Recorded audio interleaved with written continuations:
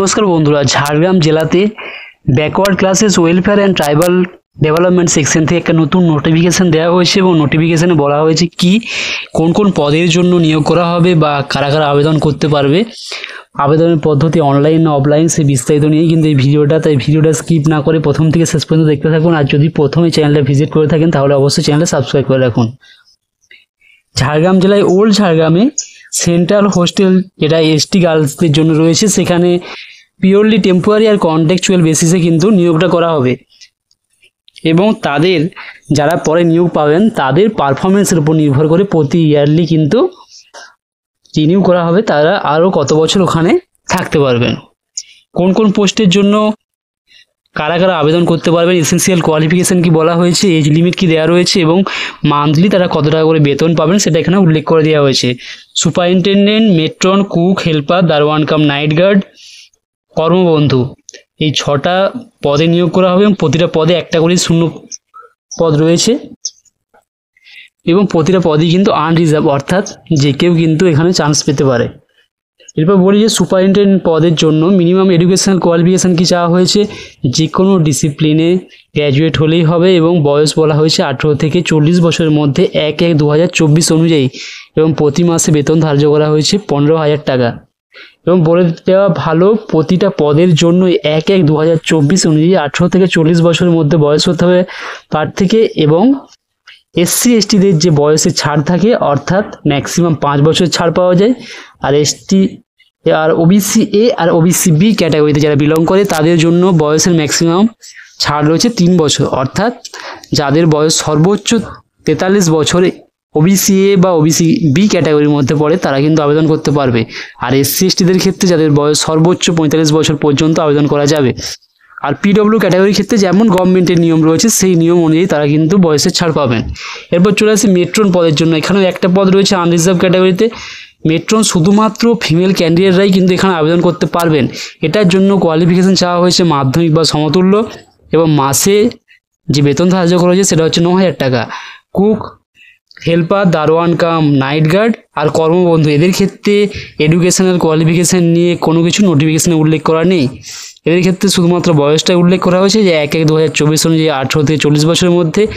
Cook যারা তাদের জন্য বেতন ধার্য করা হয়েছে 7,000 টাকা, হেল্পারদের জন্য 5,000 টাকা, দারোয়ান কাম নাইট গার্ডের জন্য 6,000 টাকা, আর কর্মবন্ধু যেটা পার্ট টাইম জব সেটার জন্য করা হয়েছে 3,000 টাকা।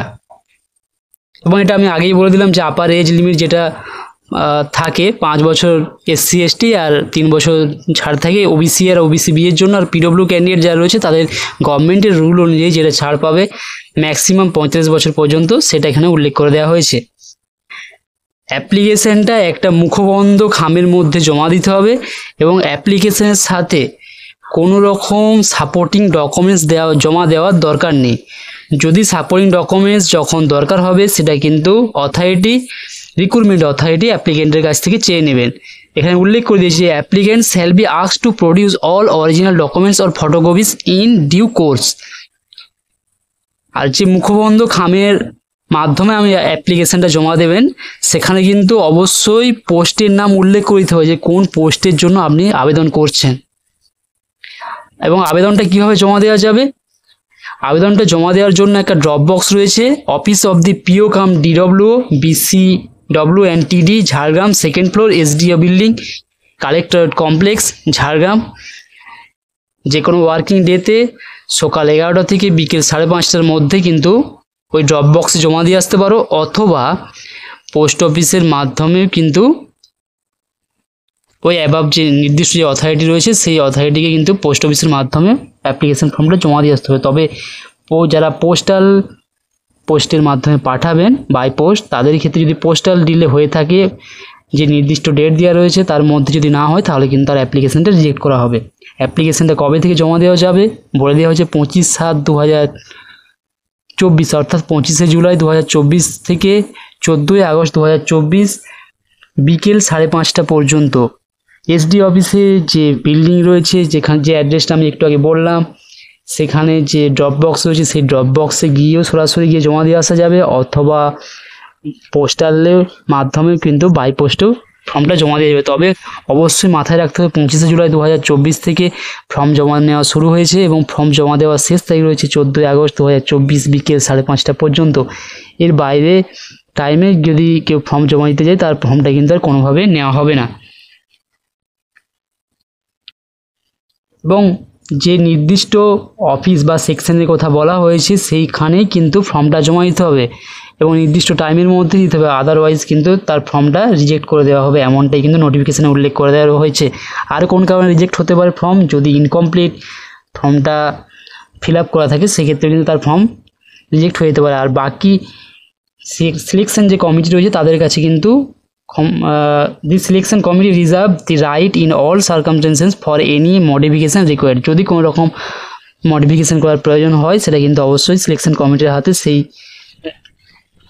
দায়িত্বটা কিন্তু তাদের হাতে রয়েছে। তারা যে কোনো মুহূর্তে কোনো রকমের মডিফিকেশন কিন্তু রুল রেগুলেশনে করতে পারে।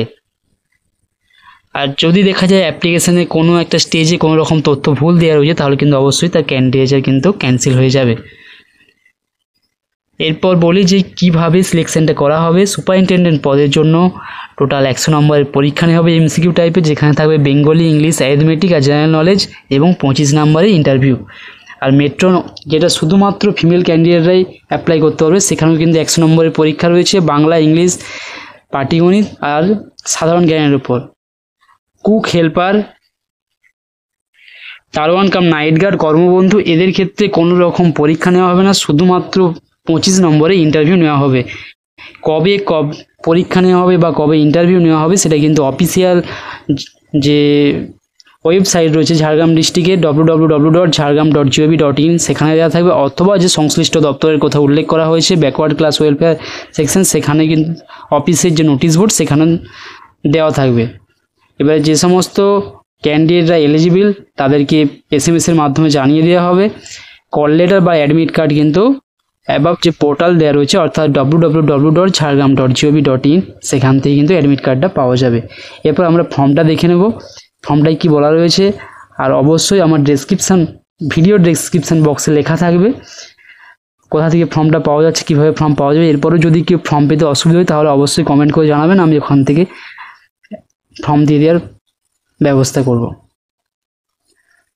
ফর্মটা কিন্তু ওয়েবসাইটে আপলোড করা রয়েছে, লেখা রয়েছে application form for the post of superintendent oblique matron অথবা কুক বা হেল্পার অথবা দারোয়ান কাম নাইট গার্ড অথবা কর্মবন্ধু for the 100 bedded central hostel for ST girls at Jhargram.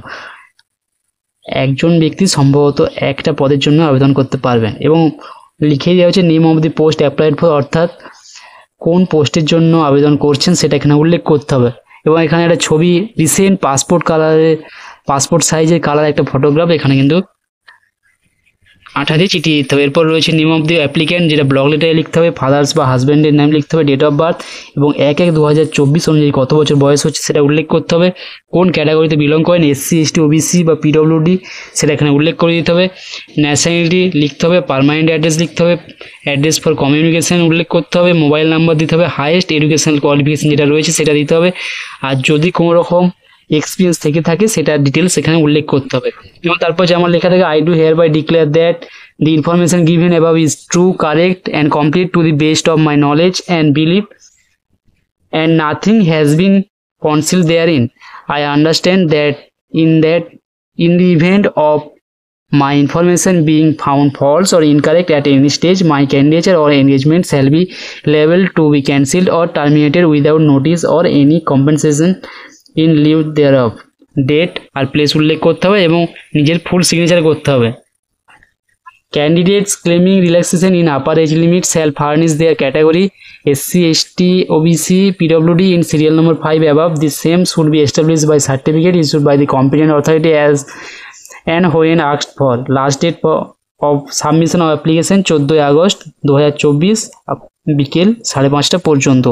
যারা SC ST OBC A বা B PWD এই ক্যাটাগরিতে পড়েন তারা 5 নম্বর দাগে যেটা লেখা ছিল সেখানে উল্লেখ করেছেন এবং নির্দিষ্ট যে অথরিটি রয়েছে সেই অথরিটির সার্টিফিকেট শো করতে হবে যখন সিলেকশন কমিটি আপনাকে কাছে জানতে চাইবেন বা দেখতে চাইবেন।